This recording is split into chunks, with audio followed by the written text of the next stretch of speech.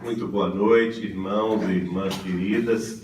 É com muita alegria que estamos aqui na oportunidade de comemorarmos juntos os 34 anos deste grupo Maria de Nazaré, que em 1982 começava as suas abençoadas atividades. E para nós é uma grande alegria. Parabenizamos o nosso querido Divaldinho, Luiz Antônio, Isabel, todos os colaboradores da casa, pelo aniversário ilustre que tanto engrandece o movimento espírita da região e também do Brasil. Nós escolhemos para falar este tema, a vida extraterrestre, segundo a obra de Allan Kardec e Chico Xavier, justamente porque ele é um tema muito pouco estudado, não é? É um tema que, inclusive, nós nos surpreendemos de encontrar uma certa resistência das casas espíritas, no movimento espírita, no sentido de abordá-lo.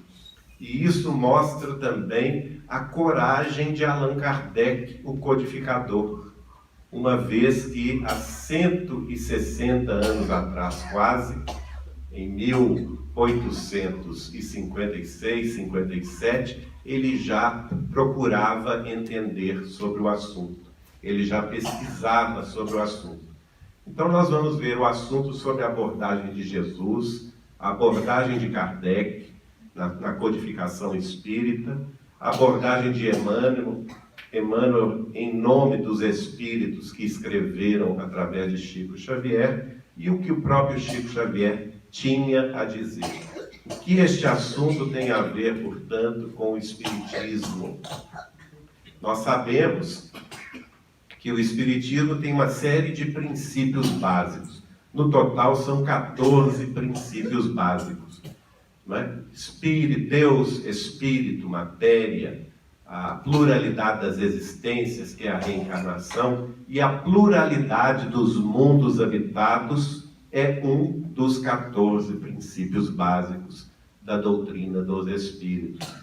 Por que não, portanto, estudá-la?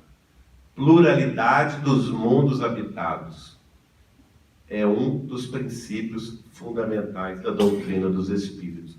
E ele já era lembrado por Jesus, lá no capítulo 14, versículo 2 do Evangelho de João.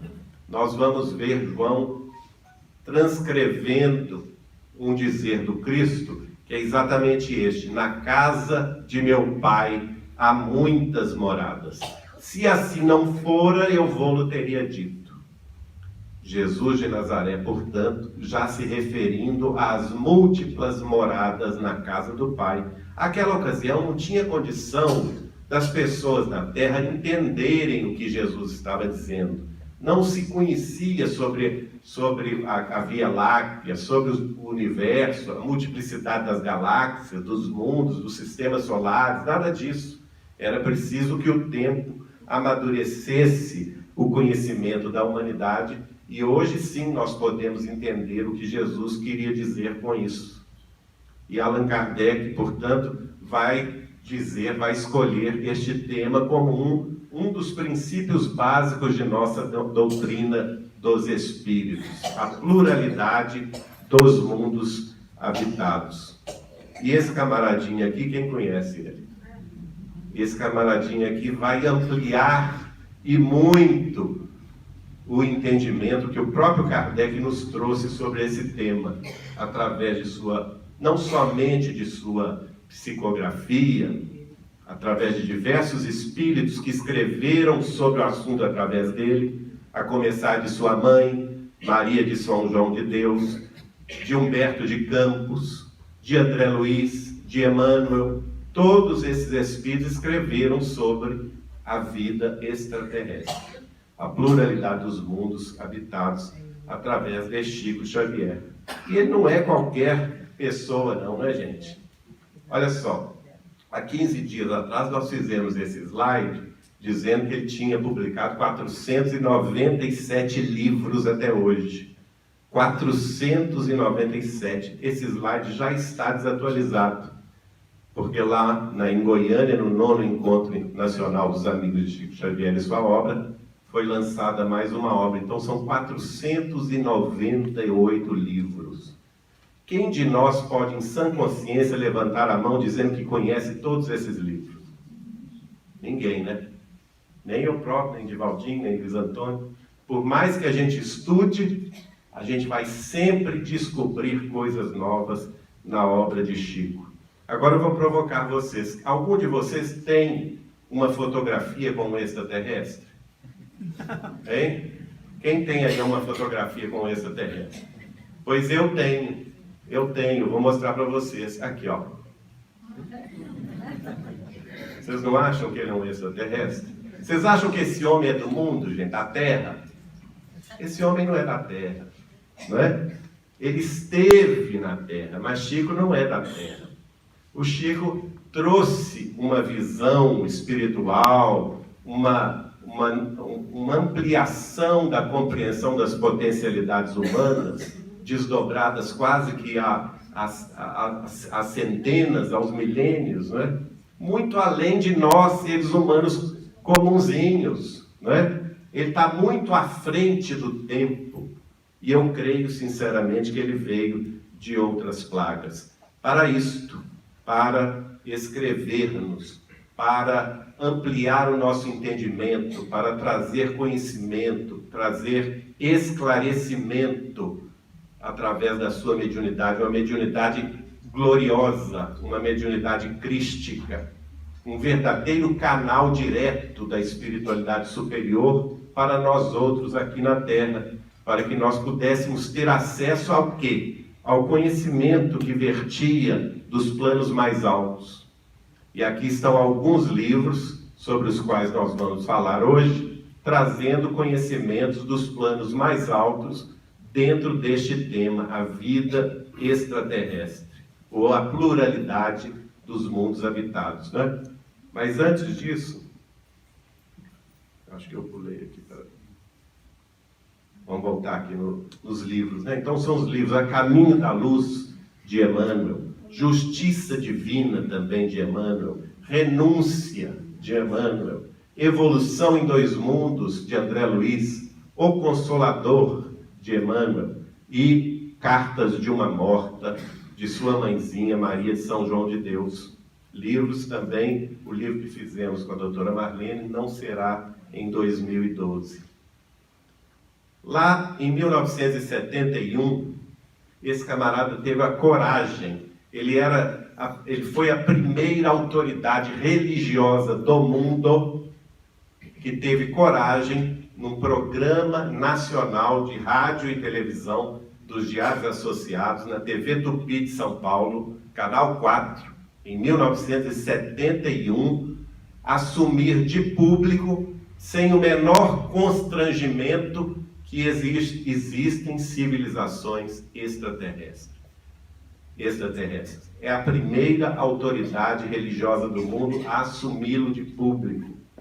E ele vai dizer no programa Pinga Fogo: e nós estamos no limiar de tempos novos em que a ciência descortinará para nós todos um futuro imenso diante do universo.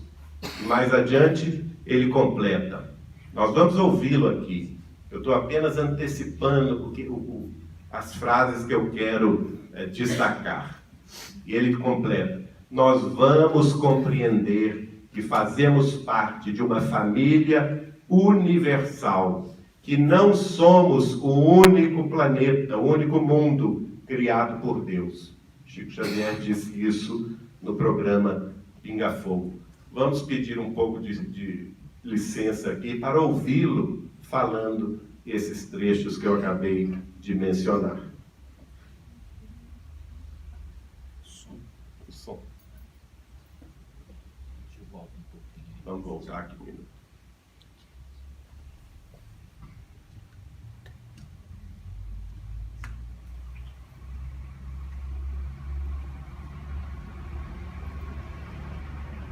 Ele vai me contar com civilizações de outros planetas? Estamos seguros. Chico, o companheiro Danilo, não domina essa pergunta. Nossa humanidade assiste neste momento a mais um lance dramático da corrida espacial, quando a Apolo 15 se encaminha para a Lua. Acreditam os mestres espirituais de Chico Xavier, se ainda em nossa atual civilização o homem poderá entrar em contato com civilizações de outros planetas? Estamos subordinando a resposta ao mesmo critério com que foi estruturada a informação para a nossa estimada entrevistadora que falou sobre a nova era. Se não entrarmos numa guerra de extermínio nos próximos 50 anos, então nós podemos esperar realizações extraordinárias da ciência humana partindo da Lua. Então diz o nosso Emmanuel que está presente que quando Cristóvão Colombo perambulava pelas cortes europeias, pedindo socorro para descobrir o caminho mais fácil para as Índias, muita gente considerou o programa dele como absolutamente inútil para a humanidade, que aquilo era uma despesa absolutamente inócua e que iria pesar demasiadamente no orçamento de qualquer povo, até que ele conseguisse o apoio de Fernando e Isabel, ou então os soberanos de Castela. Mas nós hoje sabemos, depois de 5 séculos quase, mais de 4 séculos, a importância do feito. Então nós não podemos também acusar os nossos irmãos que estão se dirigindo à Lua para pesquisas que devem ser consideradas da máxima importância para o nosso progresso futuro, porque as despesas efetuadas com isso serão naturalmente compensadas com, talvez, com a tranquilidade para uma sociedade mais pacífica na Terra, porque se não entrarmos, por exemplo, num conflito de proporções imensas, então na Lua é possível que o homem construa as cidades de vidro, as cidades estufas, onde cientistas possam estabelecer pontos de apoio para a observação da nossa galáxia. Essas cidades não são sonhos da ciência. Essas cidades, naturalmente, com muito sacrifício da humanidade terrestre, podem ser feitas e provavelmente, vamos dizer, vai se obter azoto e oxigênio em usinas, vamos dizer, de alumínio e formações de vidro e matéria plástica na própria Lua para a construção desses redutos da ciência terrestre. E provavelmente a água será fornecida pelo próprio solo lunar.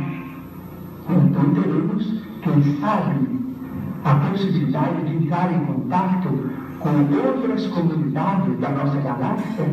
Então vamos definitivamente encerrar o período bélico na evolução dos povos terrestres, porque nós vamos compreender que fazemos parte de uma família universal, que não somos o único mundo criado por Deus.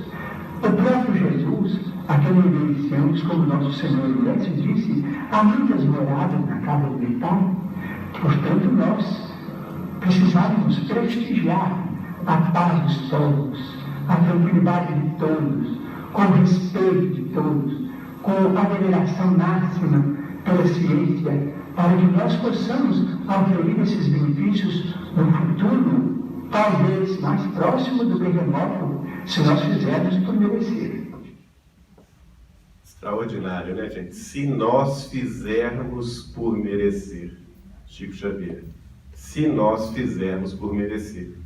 Foi justamente baseado no que ele nos disse no programa Pinga Fogo e depois de conversas particulares conosco, que nós fizemos esse documentário Data Limite, segundo Chico Xavier, que também se baseia no livro e no DVD que fizemos em conjunto com a querida e saudosa doutora Marlene Nobre, cujo título é Não Será em 2012, porque na época se falava que o mundo ia acabar no dia 21 de dezembro de 2012, não é?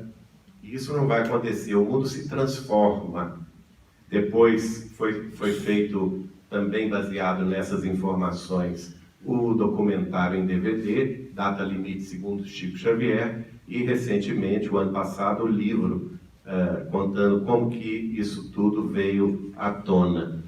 Qual que é o tema principal deste assunto todo que nós estamos conversando? É a transição planetária. É justamente os desafios que todos nós estamos enfrentando hoje neste processo chamado transição planetária da Terra, do nosso mundo terrestre, que ela está saindo do período de expiações e de provas e ingressando no período de regeneração. E essa transição toda durará 300 anos. Allan Kardec, no livro A Gênese, capítulo 18, Sinal dos Tempos, vai dizer que os espíritos dizem a ele que a transição planetária havia começado 100 anos antes da codificação espírita, portanto, 1757. E o Chico vai responder no livro Plantão de Respostas, a respeito do final do processo de transição planetária. Ele vai responder e dizer: Emmanuel afirma que a Terra será o mundo regenerado em 2057. Portanto, é um período de 300 anos, um período conturbado, que todos nós conhecemos muito bem, porque estamos dentro dele e estamos vivendo essas transformações todas que estão sob as nossas cabeças e debaixo dos nossos pés, né? Tirando a nossa tranquilidade, o nosso comodismo, nos convocando ao trabalho com Cristo, nos convocando à renovação íntima e à renovação de nossos caminhos para Deus. Allan Kardec, no capítulo 18 deste mesmo livro citado, A Gênese, ele vai dizer: anunciando a época de renovação que se havia de abrir para a humanidade e determinar o fim do velho mundo, a Jesus, pois, foi lícito dizer que ela, ou seja, a transição planetária, se assinalaria. Ele cita 4 fenômenos, né? Por fenômenos extraordinários, tremores de terras, flagelos diversos, e por último, eu vou fazer menção mais aqui, ó, sinais do céu. Sinais do céu. Allan Kardec escreveu isso no capítulo 18 de A Gênese. A transição planetária iria ser caracterizada por sinais no céu. O que é isso, senão os avistamentos que se espalharam pelo mundo, avistamentos dos chamados objetos voadores não identificados, né? OVNIs em português, ou UFOs em inglês, a partir dos fenômenos ocorridos na cidade de Roswell, nos Estados Unidos, em 1947. Tudo isso tem uma razão de ser. Mas vamos entrar propriamente no que Kardec vai estudar acerca da pluralidade dos mundos habitados. Ele trata do assunto no primeiro ano da Revista Espírita, março de 1858, não é? Quando ele então vai escrever o seguinte, e é extremamente atual o que ele escreve. Quase 160 anos atrás, mais precisamente 158 anos atrás, Allan Kardec pergunta o seguinte: por que a Terra, pequeno globo imperceptível na imensidão do universo, dentre tantas outras, seria a única morada de seres racionais e pensantes? Que homem sensato poderia crer que esses milhões de astros que cintilam sobre nossas cabeças foram feitos somente para recriar os nossos olhos? Qual seria, então, a utilidade desses outros milhões de globos invisíveis a olho nu? Quer dizer, já com o seu raciocínio extraordinário mostrando que o universo não estava aí apenas para deleitar os nossos olhos durante as madrugadas, não. Que havia uma finalidade superior em torno em torno desses mundos todos. E ele diz: chegamos, pois, a concluir pela pluralidade dos mundos habitados. E esse raciocínio é confirmado pela revelação dos Espíritos, pois que todos esses mundos são habitados por seres corporais, apropriados à condição física de cada globo, que, entre os habitantes desses mundos, uns são mais, outros menos adiantados que nós, do ponto de vista intelectual, moral e mesmo físico. Extraordinária síntese que Allan Kardec coloca a respeito da vida extraterrestre. A amplitude do que ele escreve aqui em um parágrafo apenas, quase, mostrando que a vida existe em toda parte, que ela é física, ela pode ser mais evoluída, menos evoluída do que nós, do ponto de vista moral, do ponto de vista intelectual, cultural e até mesmo do ponto de vista corporal, da existência de diferentes seres, não é? E ele prossegue dizendo, esclarecendo mais ainda, está lá na Revista Espírita, março de 1858. Ainda mais, sabemos hoje, isso é extraordinário, gente, porque ele está antecipando, de certa forma, o trabalho de uma ciência que hoje chama-se ufologia, que é a ciência que está estudando os contatos com as civilizações extraterrestres, não é? Ele diz assim: sabemos hoje que podemos entrar em relação com eles. Eles quem, gente? As outras civilizações, as civilizações extraterrestres, e obter informações sobre o seu estado. Sabemos igualmente que não apenas são habitados todos os globos por seres corpóreos, mas que o espaço também é povoado de seres inteligentes, a nós invisíveis, por causa do véu material, e que revelam a sua existência por meios ocultos ou patentes. Quer dizer, ele também vai ampliar o conceito de vida extraterrestre, não somente nos outros globos, nos outros planetas, não é?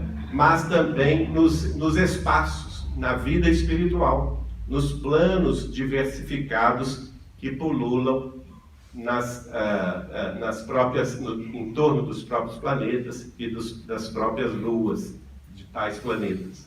E conclui Allan Kardec dizendo: assim, tudo é povoado no universo. A vida e a inteligência estão por toda parte, nos globos sólidos, no ar, nas entranhas da terra. Olha que coisa extraordinária Kardec dizer isto. A vida nas entranhas da terra. E há teorias, inclusive dos ufólogos, de civilizações nas entranhas da terra e de outros mundos, né? E até nas profundezas etéreas também dos espaços.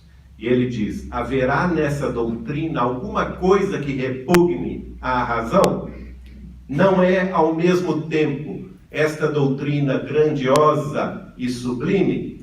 Ela nos eleva por nossa própria pequenez, bem ao contrário desse pensamento egoísta e mesquinho que nos coloca como os únicos seres dignos de ocupar o pensamento de Deus.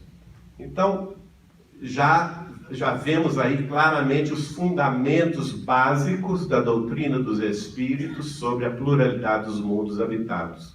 A vida é ampla, diversa, ela é multiversa. Allan Kardec está dizendo isso, tendo em vista, claro, ele chegou a essa conclusão por sua própria cabeça? Não, ele chegou a essa conclusão ouvindo os Espíritos. Allan Kardec, a sua vida inteira, ouviu os Espíritos superiores sobre a vida universal e tirou, portanto, as suas conclusões. Agora, como que essa vida vai se processar? Lá na Gênesis, capítulo 14, página 133, ele vai explicar para nós, no subtítulo que ele chama Os Fluidos. E ele diz assim: nos planetas desconhecidos que se estadeiam ao vosso redor, uma portentosa diversidade inimaginável se acha espalhada por tais moradas eternas que vagam nos espaços. já está nos mostrando aí o que, gente? A pluralidade, não é? A diversidade da vida. É difícil a gente imaginar isso? Não. Porque aqui na Terra mesmo, nós podemos depreender este assunto verificando a vida diversa que existe, por exemplo, nas profundezas dos mares, que existe nas florestas, tão diversa, por exemplo, a vida entre as aves e entre os peixes, não é tão diferente? No entanto, cada um dentro do seu ambiente tem condições de se desenvolver. E não será diferente também nos diversos mundos do espaço sideral. No Livro dos Espíritos, o livro básico, que inaugura a doutrina dos Espíritos, na resposta à questão de número 181, ele vai falar sobre essa realidade multiversa.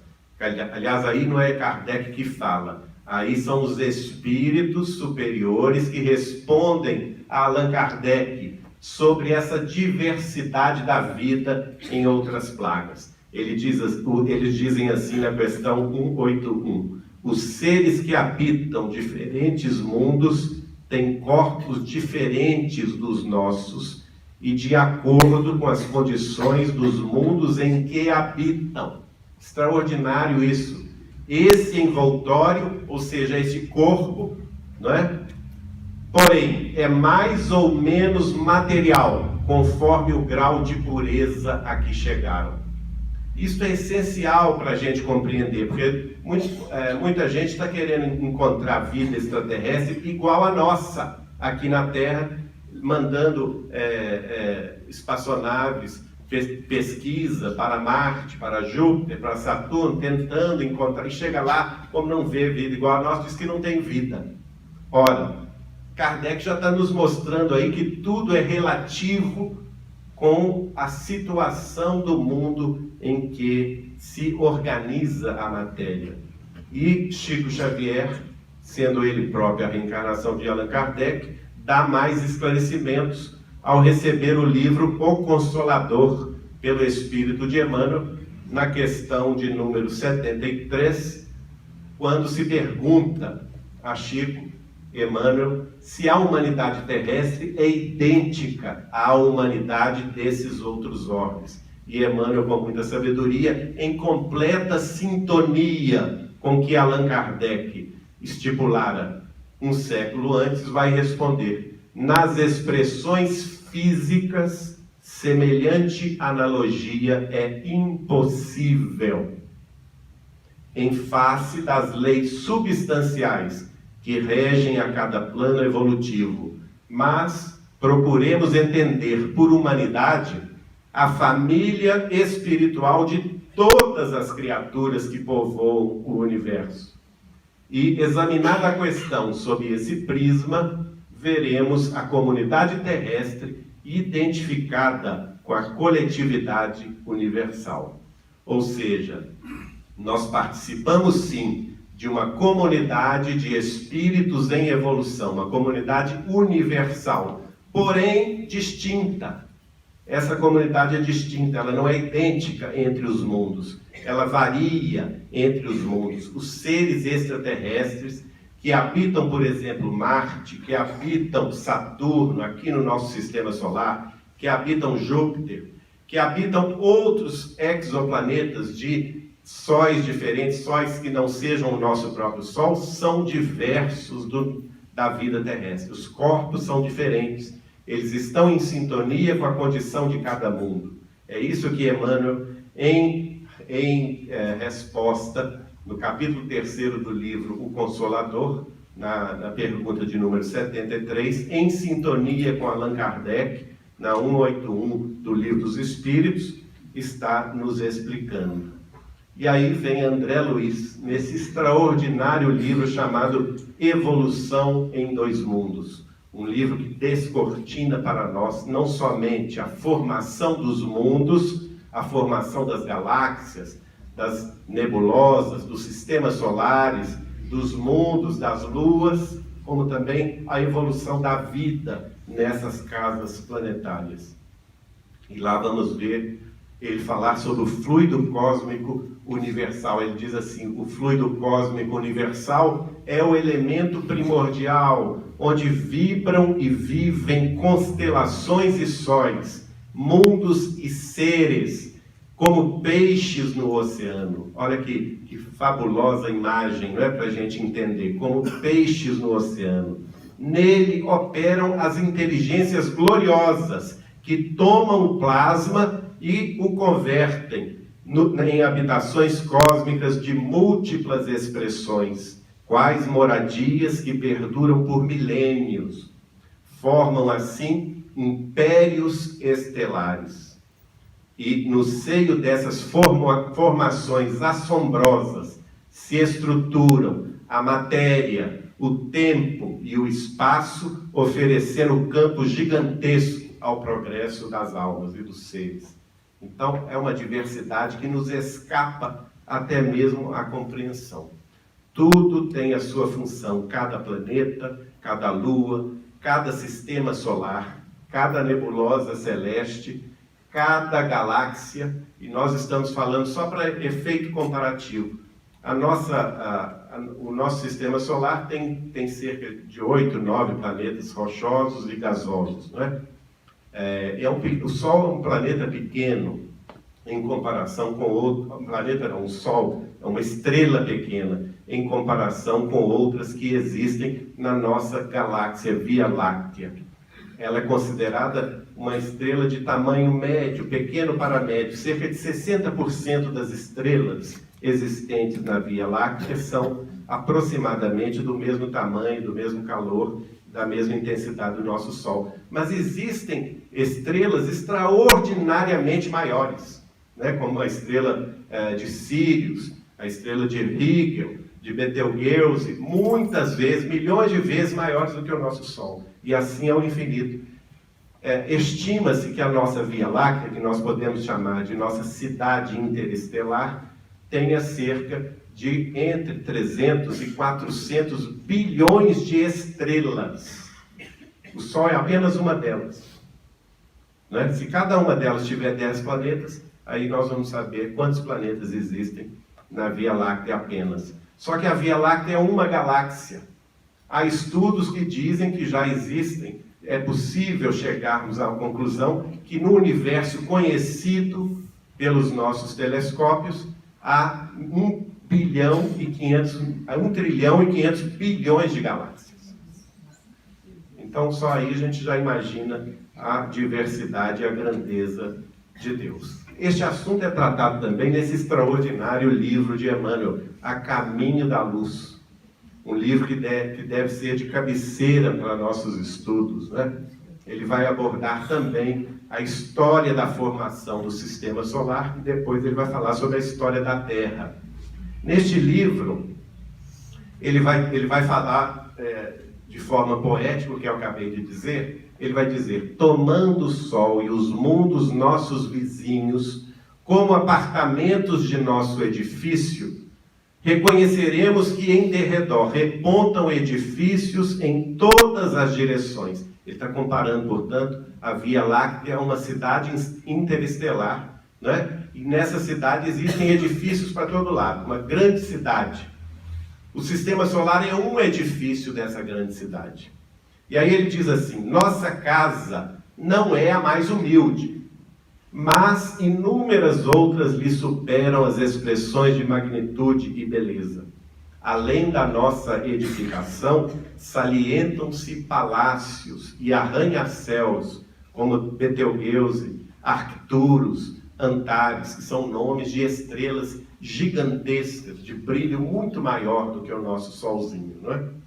E ele diz: e outras residências senhoriais, imponentes e belas, exibindo uma glória perante a qual todos os nossos valores se apagariam.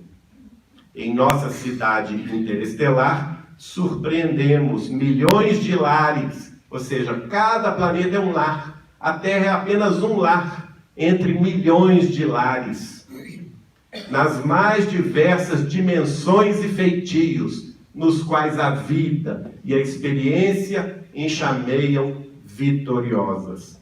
Extraordinária essa fala de Emmanuel. E aqui neste livro que ele vai, A Caminho da Luz, que ele vai citar, por exemplo, uma casa planetária. A casa planetária que nós chamamos de capela, não é? Lá ele vai tratar num capítulo sobre o quê? Sobre o degredo de capela. E antes de entrar no degredo de capela, eu vou contar o que o Chico me contou certa vez. Ele me disse: Geraldinho, a Jesus, nosso Senhor e Divino Mestre, não é o governador espiritual da Terra simplesmente. Ele governa 5 planetas. Olhem para vocês verem a evolução do Cristo, né? O Cristo de Deus, que para nós representa guia e modelo, o ser mais evoluído que pisou a face escura do mundo, Jesus de Nazaré, pela revelação de Chico, é o guia espiritual de 5 planetas. Cada um desses planetas está numa condição distinta de evolução. Assim, ele é o guia também, o governador espiritual de um dos planetas que gira em torno do sistema trino de Sírius, que está relatado por Emmanuel no livro Renúncia, que é um planeta feliz, um planeta que já atingiu o grau de felicidade. Ele é também guia espiritual deste planeta que gira em torno da estrela de Capela, que hoje é um mundo regenerado. É o guia espiritual da Terra, mundo de provas e expiações, e ele também é o guia espiritual de um planeta primitivo chamado Quiron, para onde o degredo da Terra já começou a partir da Segunda Grande Guerra Mundial. Um planeta onde a humanidade lá ainda vive como os homens há milênios atrás viviam aqui na Terra, nas cavernas, ainda sem descobrirem, por exemplo, a roda, o fogo, etc. E além desses 4 planetas citados, ele está formando ainda um 5º planeta. Então, a capacidade de Jesus escapa à nossa compreensão. Lá, sobre Capela, no livro A Caminho da Luz, Emmanuel vai dizer: há uma grande estrela na constelação do Cocheiro que recebe o nome de Capela. Magnífico sol entre os astros que nos são mais vizinhos, ela faz-se acompanhar igualmente de sua família de mundos. Quase todos os mundos que lhe são dependentes já se depuraram, física e moralmente, examinadas as condições de atraso moral da Terra.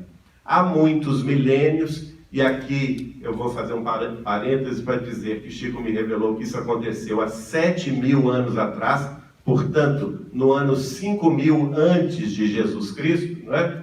Há muitos milênios, um dos orbes de Capela, que guarda muitas afinidades com o globo terrestre. Por que ele guarda muitas afinidades com o globo terrestre? Porque ele também é guiado por Jesus, não é? Este planeta atingira a culminância de um de seus extraordinários ciclos evolutivos. O planeta de Capela estava em transição planetária, como nós estamos hoje. Estava saindo da condição de mundo de expiações e de provas e entrando na condição de mundo regenerado. Mas aconteceu o quê? Aconteceu o que nós todos sabemos. Alguns milhões de seres rebeldes lá existiam. Qualquer semelhança com a Terra de hoje não é mera coincidência, né? Nós estamos carecas de conhecer. E provavelmente somos nós os rebeldes de lá, né? Que estamos pelejando para não ser rebelde de cá, não é? Então, esses seres rebeldes lá existiam e uma ação de saneamento geral os alijaria daquela humanidade. As grandes comunidades diretoras do cosmos deliberaram então localizá-los aqui na Terra. Então houve, portanto, o degredo de Capela, 7.000 anos atrás, para a nossa terrinha. Agora é o livro Renúncia. No livro Renúncia, quem já leu o início do livro vai falar sobre um planeta, não é? Qual que é esse planeta? O planeta que gira no sistema trino de Sírius. Coisa interessantíssima, gente. Chico Xavier recebeu este livro em 1947. Vocês vão ver aqui que Emmanuel faz referência ao sistema trino. Naquela época, a astronomia terrestre identificava Sírius como um sistema binário, porque os nossos telescópios em 1947 apenas enxergavam duas estrelas em Sírius. E Emmanuel afirma que o sistema era trino, ou seja, são 3 estrelas. Somente depois que o telescópio Hubble foi colocado em órbita da Terra e pôde focalizar o sistema de Sírius, se identificou, se não me engano, no ano 2004, que o sistema, na realidade, existe uma estrela que se esconde sempre e que chegaram aos cálculos dizendo que o sistema, portanto, é trino. Olha lá, Emmanuel dizendo no início do livro, Renúncia. Eis Sírius, a portentosa esfera inconfundível em magnificência e beleza e grandeza. Por quê, gente? Porque Sírius é a estrela mais brilhante da nossa abóbada celeste. Quando nós olhamos para os espaços, nós vemos Sírius, que é a estrela mais brilhante aqui, do ponto de vista da nossa ótica terrestre. O espetáculo maravilhoso de suas perspectivas excedia a tudo que pudesse caracterizar a beleza no sentido humano. 3 sóis, olha aí, antecipação científica na obra de Chico Xavier. 3 sóis, sistema trino, rutilantes, despejavam no solo redondo oceanos de luz mirífica em cambiâncias inéditas, como lampadários celestes acesos para endêmico festim de gênios imortais. E aí ele vai falar sobre os seres de Sírius. Como é que é? Porque a gente tem curiosidade, não é? E ele dá umas colheres de chá. Olha o que ele diz. Seres alados iam e vinham, obedecendo a objetivos santificados, num trabalho de natureza superior, inacessível à compreensão dos terrícolas. Penetramos num templo de majestosas proporções, dominados por pensamentos intraduzíveis. Muito acima da nave radiosa, elevava-se uma torre translúcida, trabalhada em substância sólida e transparente, semelhante ao cristal, de cujo interior jorravam melodias harmoniosas. O santuário augusto era uma vasta colmeia de trabalho e oração. Portanto, ele nos deu aí uma palhinha, né? Uma dica, como é que é uma humanidade santificada no amor e na sabedoria, uma humanidade feliz no sistema de Sírius. E aí vamos ao livro, na realidade o primeiro livro que Chico vai psicografar, o segundo que ele vai publicar em sua vida, escrito pela própria mãezinha de Chico, Maria de São João de Deus. O livro chama-se Cartas de uma Morta. E ela vai relatar a visita que ela faz, não somente a Marte, mas também a Saturno. Mas antes, o guia espiritual dela vai mostrar para ela e dizer: há mundos de todas as espécies e diversificados em sua natureza, mundos de dor, de ventura, de aprendizado, de luta, de regeneração. Todas essas distantes pátrias que os vossos telescópios focalizam dentro da noite imensa não poderiam estar vazias e abandonadas. Não se compreende uma cidade edificada, rica de monumentos e obras, sem habitantes e sem vida. Os planetas que rolam no infinito constituem a família universal por excelência. Cada um deles comporta uma humanidade, irmã de todas as outras que vibram na imensidade. Então há uma solidariedade geral entre essas humanidades extraterrestres, conosco também, não é? E precisamos entrar nessa consciência cósmica, não é? Essa imagem aí nos remete à consciência cósmica. Temos que entender que somos espíritos imortais que vamos vencer a morte, transpor os séculos, os espaços e as imensidões. Aqui então vamos entrar em 2 relatos, tanto da mãe de Chico, Maria de São João de Deus, na obra Cartas de uma Morta, quanto também do espírito do maranhense Humberto de Campos, acadêmico da Academia Brasileira de Letras, que também vai escrever através de Chico Xavier. Primeiro, a mãe de Chico vai visitar Marte e vai descrever: a densidade em Marte é sobremaneira mais leve, tornando-se a atmosfera mais rarefeita, portanto muito diferente da nossa, né? Vi homens mais ou menos semelhantes aos nossos, mas os seus organismos possuíam diferenças apreciáveis. Além dos braços, tinham ao longo das espáduas ligeiras protuberâncias à guisa de asas, que lhes prodigalizavam interessantes faculdades volitativas. Percebi que a vida da humanidade marciana é mais aérea.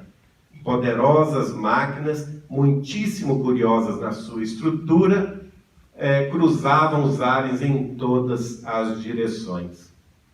Vi oceanos, apesar da água se me afigurar menos densa, e esses mares muito pouco profundos. Há ali um sistema de canalizações, mas não por obras da engenharia dos seus habitantes, e sim por uma determinação natural da topografia do planeta, que põe em comunicação contínua todos os mares. Não vi montanhas, sendo notáveis as planícies imensas, onde os felizes habitantes desse orbe desempenham as suas atividades. As águas são muito mais raras, as chuvas quase que não se verificam, mostrando-se o céu geralmente sem nuvens. Grande parte das águas desapareceram nas infiltrações do solo. Olha, essas conclusões estão sendo chegadas agora pela NASA, viu, gente? Isso que o Chico escreveu em 1900, publicou em 1935 e recebeu em 1927, 28, a NASA está chegando agora a essa conclusão, que há água em Marte, no entanto a água é rara e que elas se infiltraram nos solos, né? Combinando-se, como diz aqui o benfeitor de Maria de São João de Deus, combinando-se com elementos químicos das rochas, excluindo-se da circulação ordinária do orbe. Hoje se sabe, por exemplo, que elas estão mais localizadas nos polos marcianos, na condição de gelos, né? Agora já é o espírito de Humberto de Campos. O livro chama-se Novas Mensagens. Ele vai ser convidado pelo guia espiritual dele a visitar em espírito a humanidade marciana. E ele relata para nós o seguinte: dentro da atmosfera marciana, experimentamos uma extraordinária sensação de leveza, assim como a mãe de Chico, né? É outro plano, é outra condição de vida. Ao longe, divisei cidades fantásticas por sua beleza inaudita, cujos edifícios, de algum modo, me recordavam a Torre Eiffel ou os ousados arranha-céus de Nova York. Máquinas possantes, como se fossem surtidos de novos elementos semelhantes ao hélio, balouçavam-se ao pé das nuvens, apresentando um vasto sentido de estabilidade e de harmonia entre as forças aéreas. Tive então ensejo de contemplar os habitantes do nosso vizinho, cuja organização física difere um tanto do arcabouço típico com que realizamos as nossas experiências terrestres. Aqui, Humberto de Campos está se fazendo referência, portanto, que os corpos dos marcianos são muito diferentes dos nossos corpos terrestres. Portanto, não vamos querer achar lá uma humanidade semelhante à nossa. É outra humanidade, outra condição espiritual, física, de desenvolvimento físico, que está, portanto, distinta da nossa. Humberto de Campos disse: notei igualmente que os homens de Marte não apresentam as expressões psicológicas de inquietação em que os nossos irmãos terrestres, das grandes metrópoles terrenas, se mergulham. uma aura de profunda tranquilidade os envolve. Era tempo, contudo, de observarmos a cidade com as suas disposições interessantes. Atingimos extensa praça, onde se erguia um templo maravilhoso pela sua imponência, tocada de majestosa simplicidade.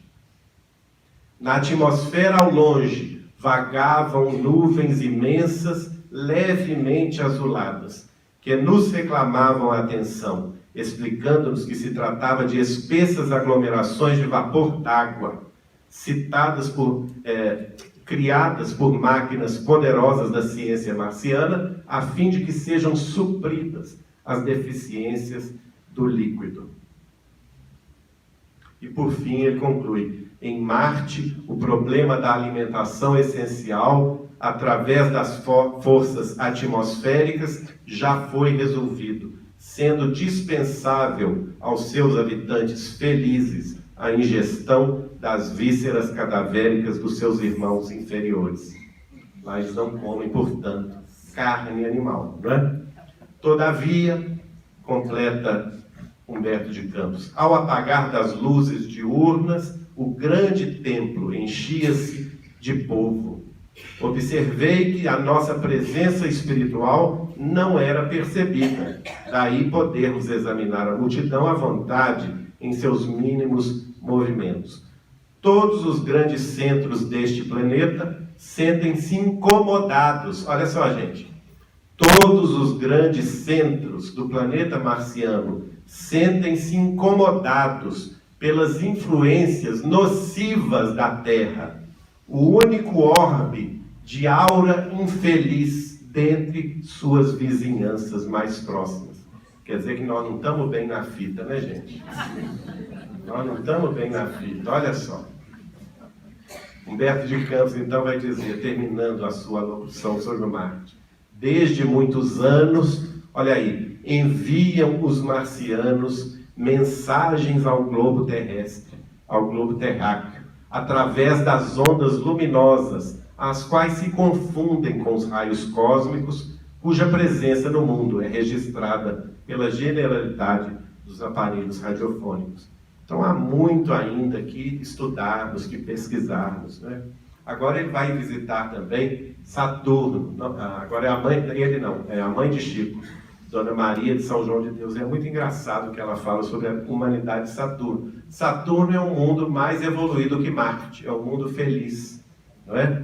Agora, antes de entrar no assunto de Saturno, que Dona Maria de São João de Deus fala, eu quero entrar no assunto que o Chico me contou. Certa ocasião, o Chico me contou que o Emmanuel falou com ele: olha, você se prepara, tem um dia de alimentação muito frugal, coma somente frutas, tome sucos, não se alimente de carne, de espécie alguma, porque eu vou lhe tirar do corpo, porque você recebeu um convite. E o Chico perguntou a ele: é que está estacionada numa das luas de Saturno. E o Chico ficou espantado com esse convite e foi, atendeu o pedido de Emmanuel, não se alimentou de carne, nem de coisa muito pesada, comeu só frutas, tomou sucos, e foi à noite, então, Emmanuel apareceu, tirou do corpo físico. Portanto, a viagem foi em espírito, não é? Viagem astral, em perispírito. E Emmanuel o levou até Saturno. E chegando lá em Saturno, Chico se espantou. Numa das luas de Saturno estava estacionada uma nave gigante, como essa aqui, ó. Uma nave gigante. Disse meu Chico que a nave era tão grande que ela quase que era do mesmo tamanho da lua de Saturno. E Emmanuel explicou a ele: esta é uma nave mãe, e ela está em defesa de todo o sistema solar. E o Chico foi conversar com o comandante dessa nave. Eu perguntei a ele: Chico, mas como que vocês conversavam? Você falava em português? A gente é burrinho, né? A gente faz pergunta burrinho. E ele falou assim: não, meu filho, eu conversava com ele pelo pensamento. E ele me respondia pelo pensamento. Nós não trocávamos palavras, mas eu entendia o pensamento dele e ele entendia as minhas questões. E o tal comandante explicou ao Chico que ele era o comandante-chefe de defesa do sistema solar. Olha só.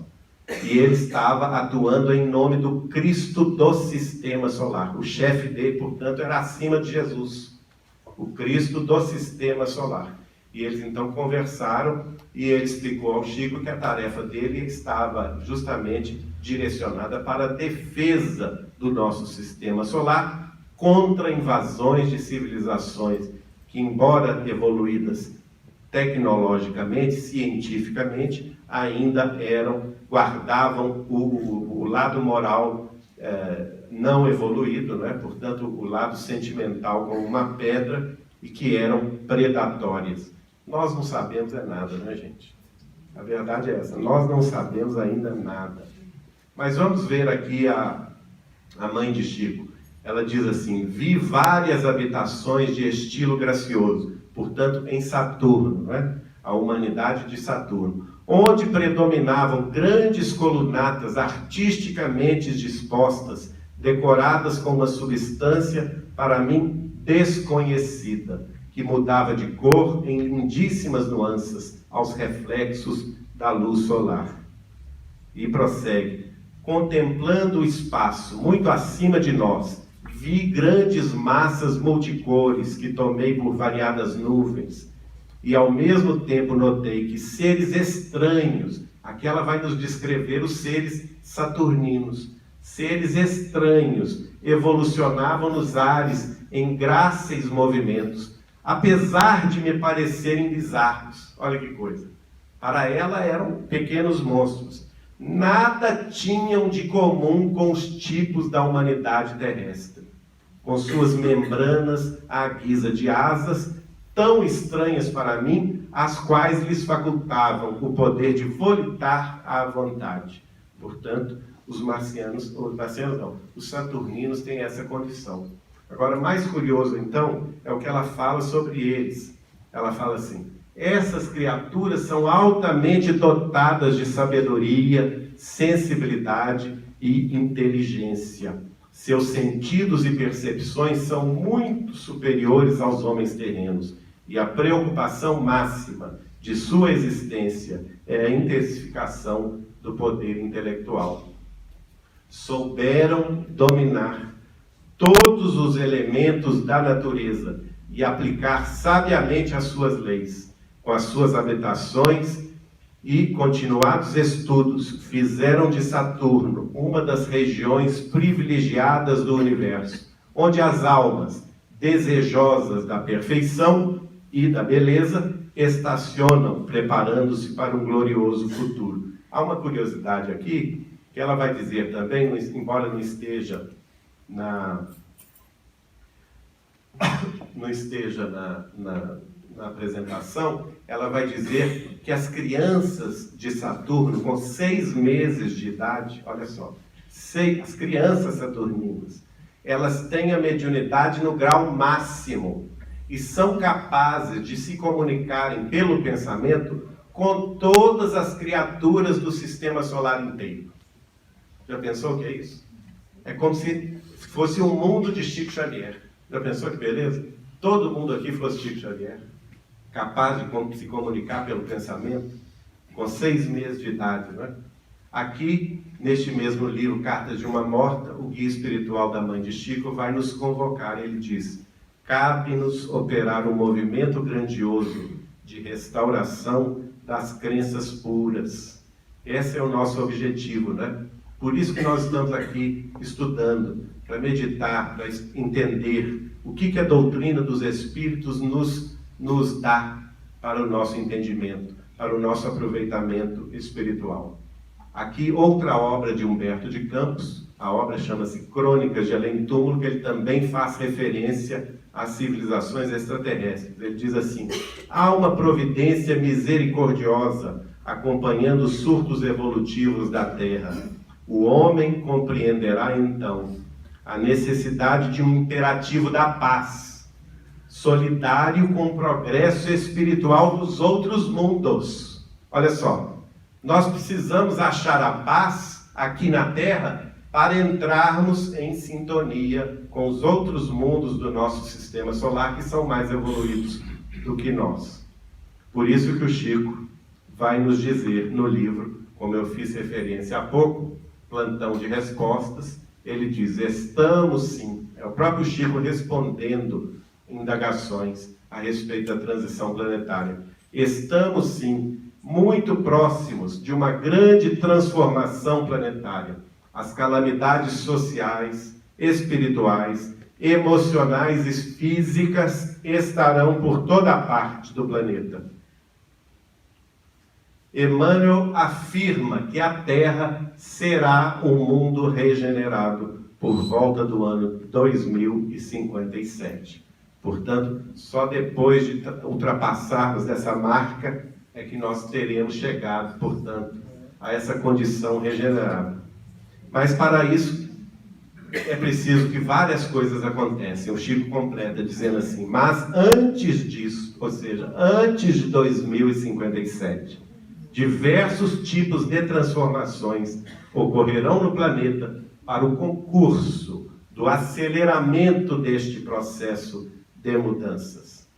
E aí vamos ver novamente Emmanuel em outro livro chamado Justiça Divina. Esse livro foi publicado em homenagem ao centenário do livro Céu e Inferno, e ele vai também fazer referência às civilizações. O título desta mensagem chama-se Ante os Mundos Superiores. E ele escreve assim no final: não podemos aliar-nos do preço que a Terra pagará pela promoção. Abrindo as estradas do Espírito para essa era de luz, abracemos a charrua do suor pela vitória do bem, seja qual seja o nosso setor de serviço. Então, todos estamos convocados a essa transformação global a que estamos jungidos.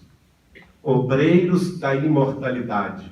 Ele nos chama de obreiros da imortalidade. Contemplaremos os habitantes da terra a emergirem de todos os escombros com que pretendam sepultar-lhes as esperanças, elevando-se em direitura a outras plagas do universo. Isso está, portanto, em justiça divina. Então nós temos dois caminhos: ou aceitamos a transformação pela nossa própria reforma, pelo trabalho no bem, não é? Ou então nós também temos outro tipo de caminho. Quem quiser pode ir, a passagem só de ida. É a passagem para o mundo primitivo chamado Quiron, não é?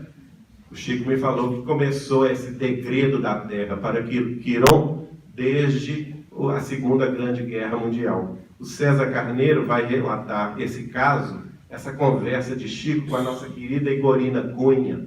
Está lá neste livro, Recordações, vários ensinamentos, valorosos ensinamentos com Chico Xavier, de César Carneiro. Vai relatar essa conversa, porque o que a Igorina fala? O Chico foi visitar a Igorina lá em Sacramento, Igorina Cunha, e pergunta a ela assim: ô Igorina, você está ouvindo o lamento, o choro do povo durante a madrugada? E ela falou assim: não, Chico, não estou ouvindo coisa nenhuma, o que é isso? E ela: não, mas você não ouve durante a madrugada? Eu ouço o lamento deles, o choro deles. Mas que choro é esse, Chico? Eu não ouço nada. Aí o Chico explicou para ela: não, durante a madrugada eu vejo as naves que chegam buscando nas sombras e nas trevas terrestres os espíritos insubmissos, os espíritos ligados aos crimes, aos vícios, aos desvios de toda a natureza, às guerras, e eles estão sendo retirados dos planos trevosos e sombrios da Terra, à força, e levados para a Lua. E da Lua eles estão indo ao planeta primitivo, né, que ele me chamou de Quiron. Então, se vocês quiserem ir, toda noite está tendo esse segredo. Quem quer, levanta a mão, a gente anota o nome, né, Divaldo? Luiz Antônio. Luiz Antônio, toma conta, né? Então, gente, a gente não pode brincar com isso, porque isso é a nossa realidade, né? Quando o homem pisou na Lua, em 20 de julho de 1969, o Chico vai dizer que as potências angélicas do sistema solar se reuniram no planeta né? Nós relatamos isso aí no Data Limite. Elas se reuniram pela terceira vez nas proximidades da Terra. Elas haviam se reunido quando o mundo foi formado, depois quando Jesus esteve entre nós pessoalmente. E lá no livro A Caminho da Luz, Emmanuel faz, em 1938, a previsão de que até o final do século XX elas se reuniriam de novo na Terra. E o Chico me conta, em 1986, que elas já haviam se reunido no dia que o homem pisou na Lua, 20 de julho de 1969, porque estavam preocupados. Lá nessas conversas que nós tínhamos com Chico em Uberaba, ele vai revelar, portanto, que naquela época foi dado à humanidade um prazo de 50 anos. Vocês viram ele falando aqui no Pinga Fogo, no prazo de 50 anos, né? Caso a humanidade não entrasse numa conflagração nuclear destruidora, nós teríamos então chance de evoluir mais rapidamente. Então, a partir daí, nós temos dois caminhos.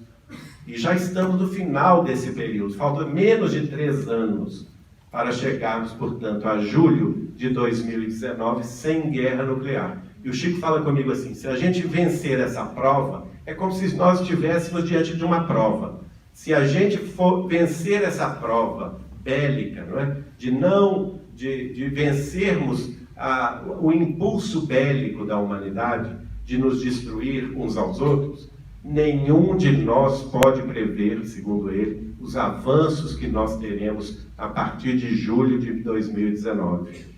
Em todos os campos da humanidade, da ciência, da filosofia, das artes, da espiritualidade, da medicina, não é? Haverá um progresso acelerado, assim como ele fala no plantão de respostas, que para chegarmos em 2057 como mundo regenerado, será necessário um aprofundamento das reformas, um aceleramento das mudanças, que, portanto, por lógica dedutiva, nós vamos considerar como sendo a partir de julho de 2019. E para isso a gente tem que vencer isso aqui, ó, essa condição, esse impulso bélico de nos destruirmos, né? Isso aqui são as ogivas nucleares que existem no mundo hoje. Os Estados Unidos têm 4.075 ogivas nucleares, termonucleares. A Rússia tem também mais do que os Estados Unidos, mais de 5.000, né? 5.192. Tudo isso aí, somado com a Europa, a Índia, o Paquistão, a China, dá 10.327 ogivas termonucleares. Se essas ogivas todas fossem explodidas hoje, daria para destruir a Terra 80 vezes. Então vocês acham que os nossos irmãos de outros planetas do sistema solar estão satisfeitos com isso? Claro que não. Eles estão preocupados com isso. Estão interferindo, sim, nos nossos exércitos, desligando ogivas, né? Recentemente, essa semana, um dos foguetes que iria levar, supostamente, coisas científicas para o espaço foi explodido no lançamento. Será por quê? Eles estão preocupados. O Chico dizia isso, que eles interfeririam para que nós não acabássemos com a vida aqui na Terra, porque certamente que a explosão da Terra afetaria eles também. Quer dizer, a irresponsabilidade dos homens não pode ultrapassar o próprio domínio, não é? Por isso é que eles se interessam, porque nós, ao destruirmos a nossa existência aqui na Terra, nós não estamos destruindo somente o plano físico, não, estamos destruindo o plano espiritual, estamos colocando em risco o equilíbrio do sistema solar inteiro. Então, por isso mesmo, nós temos que prestar atenção. Este é o ex-ministro da Defesa do Canadá, ele dirigiu as Forças Armadas do Canadá, a Aeronáutica, Marinha, Exército e as Forças Armadas por 27 anos consecutivos. E lá no Data Limite ele vai dizer que os objetos voadores não identificados são tão reais quanto os aviões que voam sobre as nossas cabeças. Não é qualquer pessoa que está dizendo isso, não. É o ex-ministro da Defesa do Canadá. Esteve à frente da defesa canadense por 27 anos consecutivos, falando, claro, da existência dos seres extraterrestres. No livro O Evangelho de Chico Xavier, aí vamos ver também o prazo de 50 anos, só que agora é de 20, porque esse livro foi escrito no ano 2000, né? O Chico ainda estava entre nós, na Terra, e ele vai dizer o seguinte: devemos fazer tudo para evitar uma guerra. Se uma guerra não vier nos próximos 20 anos, ou seja, no ano 2000, mais 20 anos, 2020, né? A Terra será agraciada com conquistas notáveis no campo da ciência e, segundo cremos, também no setor social. E Emmanuel, no livro Deus Conosco, portanto, vai resumir a tarefa dele com Chico. Em 3 de agosto de 49, ele diz: é preciso criar espírito para o gigante. E o gigante é o Brasil. Ele mesmo explica: o gigante adormecido da sua grande missão em torno do planeta Terra, em torno das grandes nações, no concerto das nações, a missão de levar a realidade da vida além túmulo, não é? Outro espírito de Robert Foote, que é um inglês que veio escrever através de Chico Xavier, no livro Falando a Terra, no século XVI, ele foi o primeiro historiador da história do Brasil. Em inglês, viajando pelo Brasil, ele escreve o primeiro livro sobre a história do Brasil no século XVI. No século XX, escreve através de Chico essa bela passagem que nos conforta. Somos aqui trabalhadores otimistas e felizes, confiados no esplêndido porvir da jovem e vigorosa nação, depósito de firmes esperanças, de milhões de espíritos empenhados na regeneração humana. Nós estamos plantando, minha gente, graças a Deus, plantando as sementes do bem, da fraternidade, do amor, da justiça, para que esta plantação, esta semente do Consolador prometido pelo Cristo, consubstanciado na doutrina dos Espíritos, cresça e dê frutos de luzes, de paz e consolação para muitos. Emmanuel vai nos dizer: o homem espiritual estará unido ao homem físico para a sua marcha gloriosa no ilimitado. Luzes consoladoras envolverão todo o orbe regenerado a partir, naturalmente, de 2057. Para isso, precisamos nos dar as mãos uns aos outros na construção desse mundo melhor. Por quê? Porque muito breve, segundo Emmanuel, no livro A Caminho da Luz, numa psicografia de Chico em Pedro Leopoldo, muito breve, o homem estará ligado à glória da religião cósmica, da religião do amor e da sabedoria, que o cristianismo renascente no espiritismo de hoje edificará para a humanidade, ajustando-a ao conceito de bênçãos que o grande porvir nos reserva. Muito obrigado, que Jesus nos abençoe nesse entendimento, para que sejamos parte desse processo construtor da nova era, em nome de Deus.